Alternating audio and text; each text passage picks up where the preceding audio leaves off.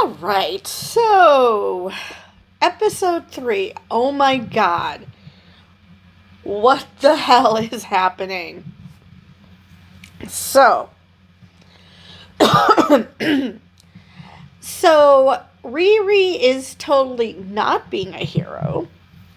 I think this is where Zeke said that, you're broken, will break you down and make you a hero yet. I guess this is where she is completely broken down because, oh my god, what just happened? So Rampage Stewart is killed. John cops to it. And she leaves him to die. Now, I get that Natalie was protecting Riri. But still, if the Hood is as dangerous as they think he is, don't you think that maybe, just maybe, they'd want to save his cousin?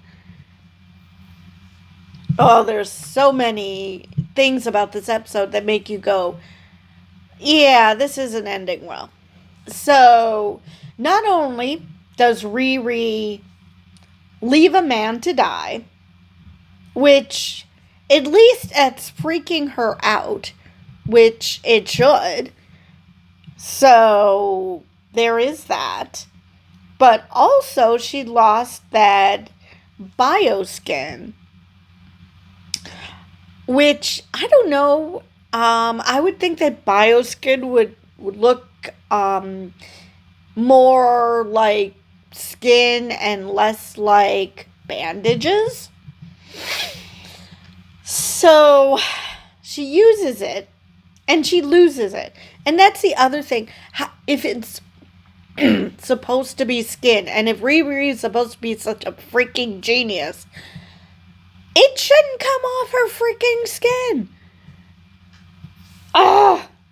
This just so Zeke can get more action. And not only that, but apparently whoever wrote these episodes, like, come over now, has absolutely no concept of geography, because Evanston is not exactly a hop, skip, and a jump from Chicago. I mean, it could be, because technically it's like an hour and a half, but there's this thing called traffic, and Chicago is known for it, like any big city. You are not getting to Evanston in an hour and a half. I mean, yeah. So, Zeke, first the funny part about this whole thing was that Zeke keeps Obadiah's ashes in a Ziploc baggie labeled Obadiah. I mean, okay. It doesn't sound like he's a fan of his father, so why in the world is he keeping his ashes? Granted, he didn't bother to put it in a nice urn. He didn't exactly spend money for that. But why keep his ashes at all? So, I mean, that's for a bit of comedy, obviously, but still, it's like, So now Zeke is potentially in trouble with the authorities. Well, I should say Joe McGillicuddy, because, well, I don't know. I don't know how they're going to trace it back to him, so it's possible that he might be traced back to Joe McGillicuddy or Zeke Stain. I'm not sure. But Zeke, at this point, really, really, really, really doesn't want to become his father. Which is a good starting point. And Riri points out that, you're your own person. You can't you can't assume that you're going to turn into your father just because he's your father. She tells him about her stepfather, and they have a nice moment, which now their interactions hit different. Thank you, Natalie. Well, actually, thank you, Riri, because she mentioned about their heist, their second heist, which at least this time they gave a better reasoning as opposed to just, we want to be on your payroll. They want to punish them for screwing the little guy. Okay, fine. But as part of this heist, they can't use their metal equipment. So John can't use his knives. Riri can't use her suit. So, and she tells Natalie, I'm going to feel naked.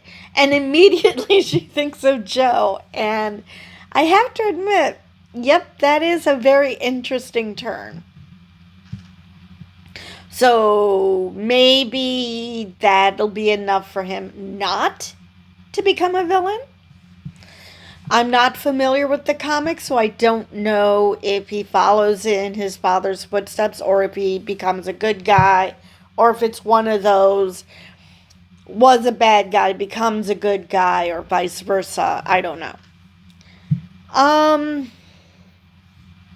So he tells Riri the real thing about what's going on with Obadiah, that he died trying to kill Tony Stark.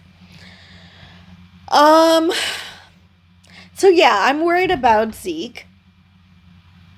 I'm kind of sort of wondering how things went with Heather upon Heather finding out that her prized flowers were all cut off. But at the same time, I understand that's not the important thing. But yeah, it would be nice to have seen her face upon realizing what just happened. So Zeke blackmails Riri. You help me or I'll tell your mother why we actually know each other. I didn't catch how Natalie is blackmailing Riri, but now she understands how Zeke can get blackmailed twice a day, because this just happened to her. Let's see. So, I mean, a part of me is like, okay, well, John killed someone because he's trying to be a gangster and, tie up loose ends. I mean, what loose end? What exactly did you expect Stewart to blab about? I mean, it isn't like he knows anything specific about the hood. I mean, we saw that. We saw in the beginning where Clown is putting on the hood and everybody's freaked out, including Riri for some reason, and I don't understand why. She hasn't been around long enough to know just how much trouble Clown is putting herself in.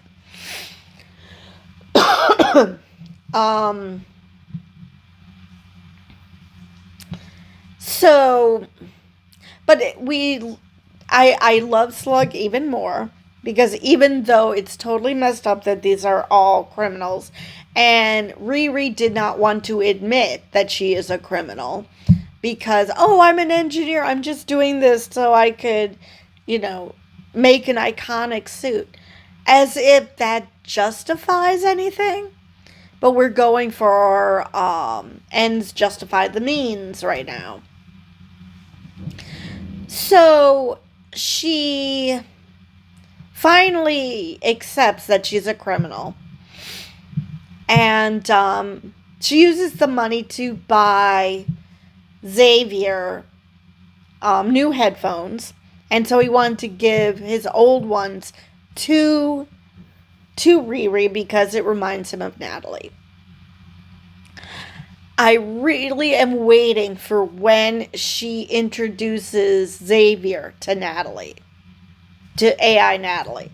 And I'm still thinking that at some point they are going to make an AI Gary. Now, what what what how they're going to pretzel it to make Gary stand for something, I do not know. Or if they're just going to be like, okay, he's just an AI assistant or something to Ronnie. Still, I still think that by the end they're going to resurrect Gary. So yeah, eventually Xavier is going to meet Natalie. I just can't imagine that he won't. Xavier sounds like he's the conscience, so he might, put a kibosh on whatever craziness Riri has. Because it's all well and good that she wants to be a hero, but not there yet. That she wants to help save the world. But you know what? Tony did that. And we got Ultron. So she lets John die. And so that was enough to make whoever that Parker made a deal with to just say, I'm done. You didn't give me what I could to save my cousin, so I'm done. And instead of saving his cousin, whoever it is basically showed him his cousin dying, which, I'm sorry, torture a guy who's already tortured about his cousin's death? Okay. But they also show him Ironheart, the suit. So now he knows. At first, I didn't realize that that's what they were doing. That at some point, that this was some sort of time jump, and that Riri was going to confront Parker. But no, it was him being shown who killed his cousin. So I always thought that this was going to be Riri seeing the light and, turning away. But no, this is going to be Parker being super pissed off at her, which you can't blame him. Even though he did kill Stuart, which I don't know if John did this under Parker's say so, or if he did it himself, because we've seen that Parker is not above killing people. He killed that CEO. He killed a bunch of security guards. Granted, none of this would have been necessary if Riri wasn't so obsessed with getting a piece of the hood, which, I'm sorry, why? Especially after you see that he's killing people. At this point, you've got the evidence. You might not have the evidence that he killed a particular guy, but now you see he is not above killing. The idea that he gave her at the beginning that nobody will be harmed, yeah, that kind of went away really quickly. You do not need the evidence anymore. So she's the one who causes all this trouble. Everybody is stuck in a greenhouse. And to be honest, the only person I now like is Slug. Because those two, goons, basically, the two sisters, I guess, they want to start an underground ring. Clown wants to money launder. These are not people who are trying to do things for altruistic purposes. even though Parker claims to, which John mentioned something about him wanting, paying a vendetta. Well, we still don't know what that vendetta is. Okay, he has something against rich people. And it's probably the rich people screw over poor people, but beyond that, we don't know what his particular issue is. I really was hoping that when he started talking to this disembodied thing, that we would hear a voice, we would see something, that we would find out who this Faustian bargain he made with is. But no, we did not see that. We just saw the projection of his cousin dying and Ironheart. Which, again, what the hell, Riri?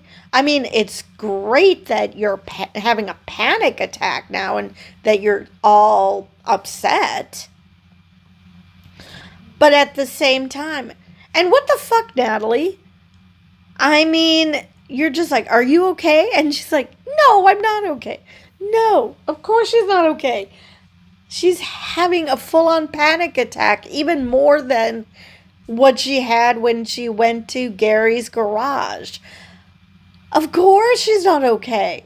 This is just, yeah, as much as I disliked the first episode, this one, and I should have known it was going to be bad because just like the first episode, they had that cute little way of introducing the title card to Ironheart.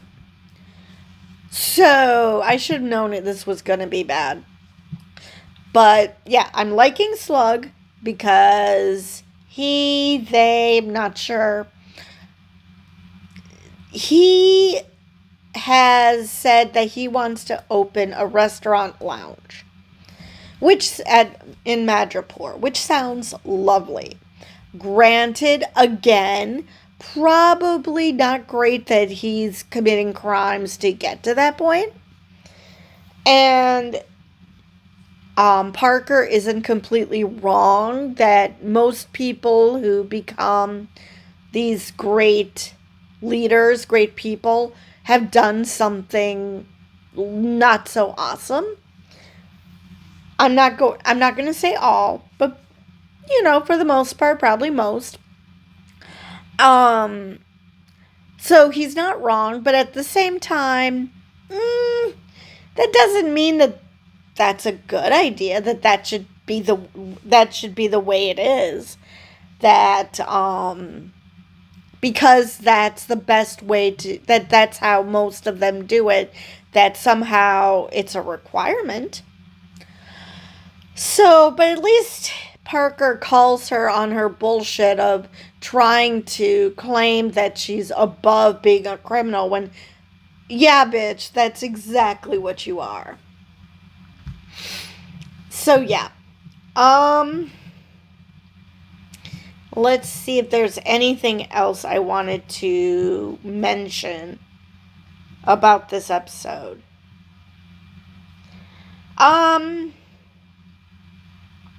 They really tried to make John unlikable this episode. I mean, there was very little with him either way, but I never actively disliked John until this episode. I mean, he went way over the top in protecting his cousin with the way he treated Clown. So they basically wanted you to not feel sad for when he died later that episode. But still, no. So, like I said, instead of Riri leaving the group because she no longer wants to be a criminal, it's more of Parker is going to be totally pissed off with her. Now, like I said, I don't know what happens to Zeke in all of this.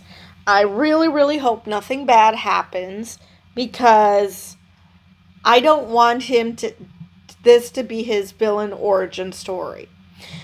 And but I did find it funny that, well, technically, once you hit 30, or at least once upon a time this was, you are technically middle aged.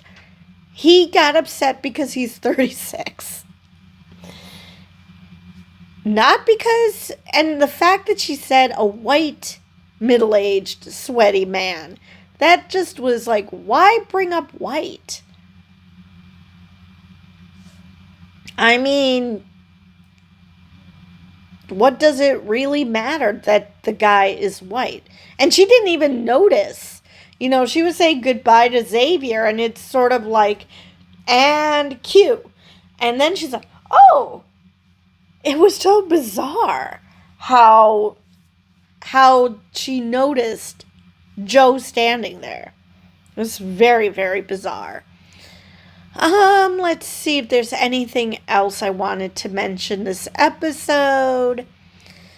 We're halfway through, and I think that next week they're going to drop 3 more episodes, finish off the series, and I can see now why they did it that way, because, oh my god, I feel bad that Stuart died, because he did not deserve that.